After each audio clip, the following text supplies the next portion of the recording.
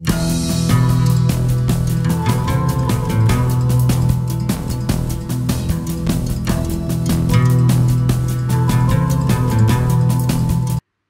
guys, apa kabar? Semoga kalian sehat dan sukses selalu dimanapun kalian berada. Teman-teman, terima kasih untuk respon positif video yang saya upload tentang pembukaan catur. Nah, banyak banget yang request tentang prinsip ketika kita bermain catur. Ya, mungkin banyak yang menonton video RL Chess ini rata-rata pemain catur pemula ya, dan bingung bagaimana cara bermain catur yang baik. Nah, di video kali ini, keresahan kalian akan saya jawab dengan 10 prinsip dasar ketika bermain catur. Sebelum itu, jangan lupa klik tombol subscribe dan nyalakan lonceng notifikasi. Dan juga jangan lupa untuk menekan tombol like, teman-teman. Oke, langsung saja kita akan bahas.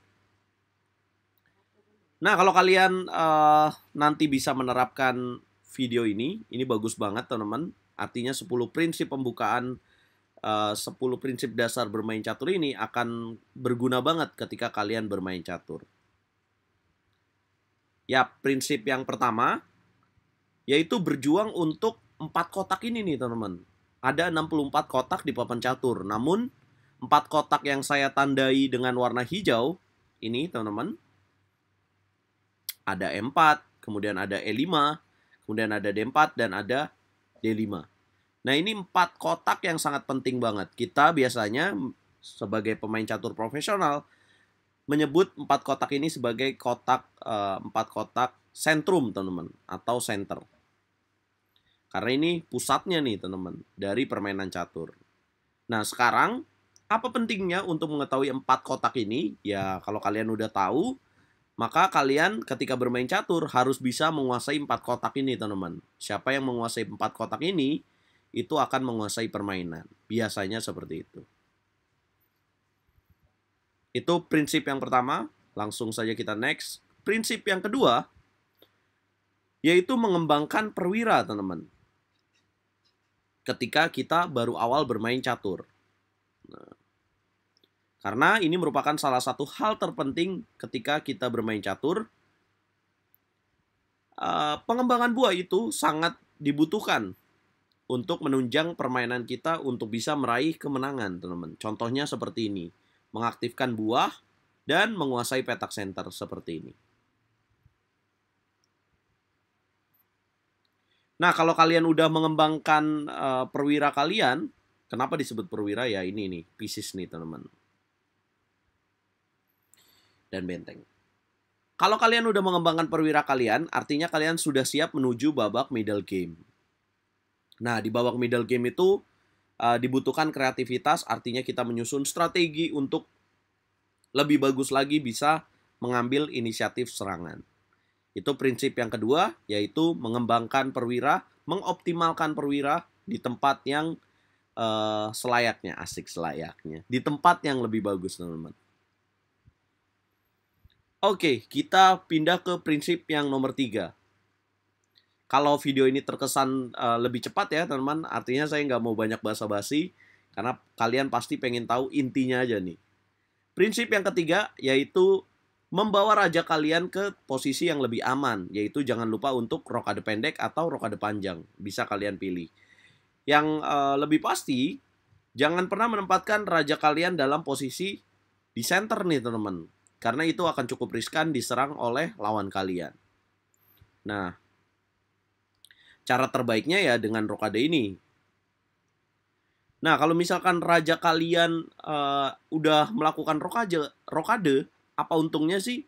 Ya untungnya kalian ketika menyerang lebih enjoy lagi dan raja kalian aman. Jadi kalian gak usah mikirin tentang keamanan raja kalian. Oke? Nah, kalau menentukan rokade juga harus dilihat ya. Ini menguntungkan gak nih rokade panjang? Bahaya gak? Rokade pendek juga bahaya atau enggak? Itu prinsip yang ketiga. Kita pindah ke prinsip yang oh iya, langsung aja ya kita contohkan nih. Ketika kita bermain. Nah, sebagai pemain putih, biasanya saya akan menjalankan E4 untuk langsung menguasai petak center, yaitu D5. Nah, jika lawan menjawab E5 dengan tujuan menjaga petak center D4, maka saya akan mengeluarkan perwira. Ini prinsip yang nomor 2. mengeluarkan perwira sekaligus mengancam, itu bagus banget teman-teman. Oke, apa jawaban dia? Dia kuda ke petak C6, selanjutnya ya mengembangkan perwira untuk rokade pendek. Yaitu dengan, ya saya pengen bermain dengan Italian game. Nah, kalau udah dia menjawab dengan Italian game juga, sekarang prinsip yang lainnya, yaitu dengan mengamankan raja teman-teman. Menjaga petak center sudah, mengembangkan perwira sudah, mengamankan raja sudah. Nah, kalian udah siap untuk bertarung, teman-teman. Dengan seperti ini. Jangan lupa kembangin perwira yang belum keluar juga ya, ini nih. Oke, kita pindah ke prinsip yang keempat. Di prinsip yang keempat ini, saya pengen nunjukin, teman-teman. Kalau misalkan, ya contohnya ini ya, hitam bermain dengan pembukaan Skandinavia. Sebenarnya bagus-bagus saja, tapi kalau mengeluarkan perwira kayak contohnya menteri terlalu awal, itu akan cukup riskan teman-teman. Artinya dalam posisi ini, kira-kira kalau kalian jadi pemain putih, kalian bakal pilih jalan apa teman-teman? Dengan prinsip-prinsip yang sudah saya jelaskan tadi. Yap, tepat banget ya. Ya udah keluarin perwira sambil mengancam. Udah ke petak C3. Kalau misal dia menteri D4, ini contoh aja ya teman-teman. Artinya dia melakukan langkah yang tidak berguna.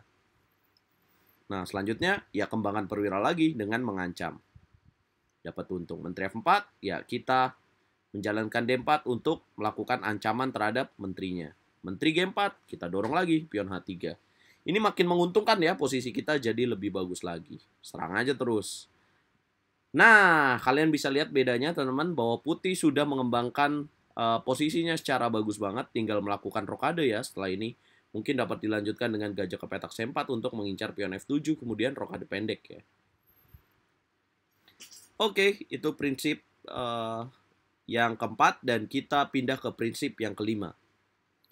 Yaitu prinsip yang nomor 5, jangan terlalu banyak menggerakkan pion di pembukaan, teman-teman. Maksudnya, ya jangan cuma pion aja yang dijalanin ketika kita baru mulai main catur. Kalau bisa sih, kembangkan perwira juga. Contohnya,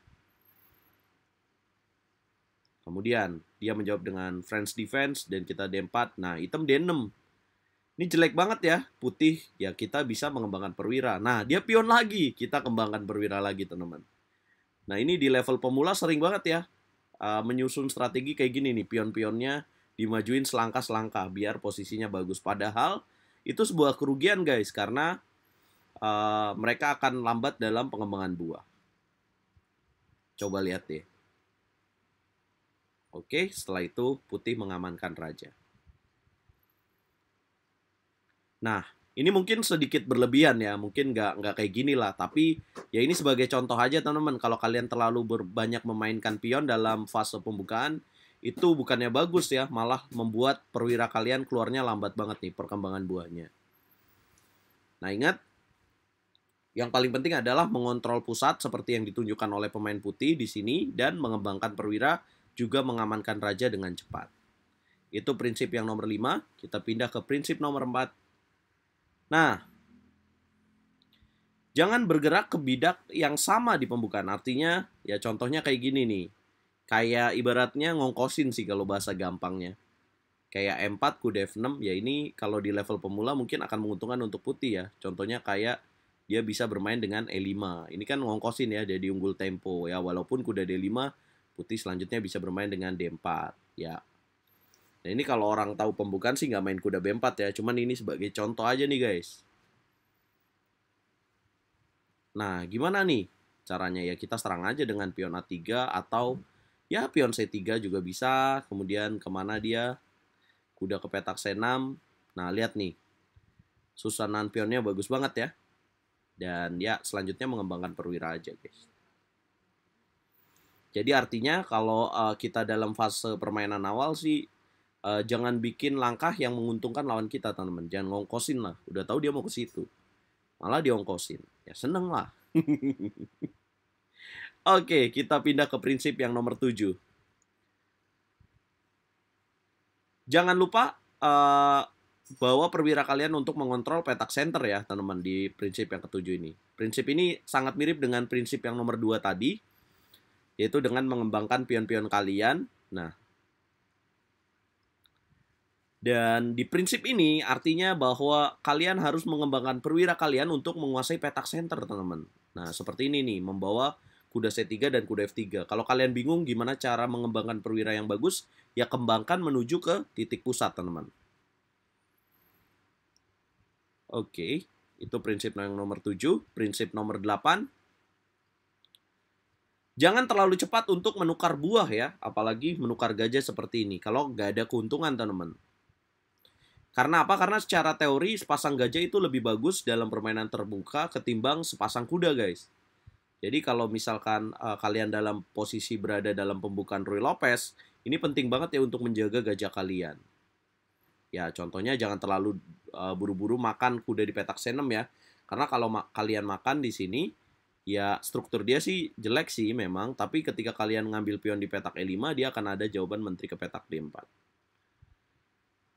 Nah, bisa kelihatan juga kan gimana ketika putih kehilangan gajah maka posisinya langsung menguntungkan untuk hitam, guys.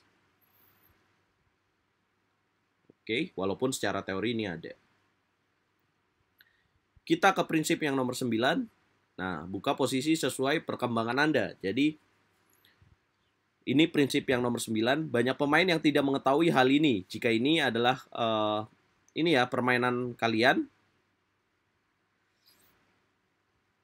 Jadi, dalam posisi ini contohnya ketika dia menjalankan D6, apa langkah terbaik untuk putih?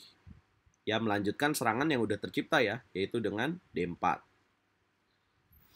Nah, tujuannya apa? Ya, tujuannya adalah untuk membantu serangan yang udah tercipta, teman-teman. Jadi ketika kalian sudah main catur dan sudah terjadi ancaman, kalian tinggal melihat aja ancaman yang sudah terjadi, kemudian bisa memberikan tambahan ancaman ke ancaman yang sudah terjadi.